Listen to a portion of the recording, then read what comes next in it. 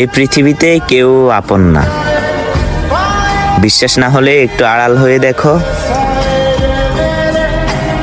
দেখবা কেউ খোঁজ নিবে না।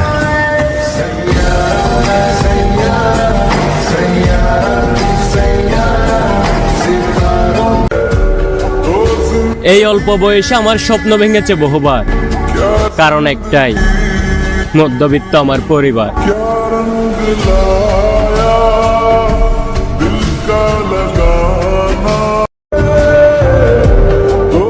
আমার হাসি অনেক সুন্দর, কারণ আমি অনেক আপন মানুষের কাছেও ধোকা খাইছি।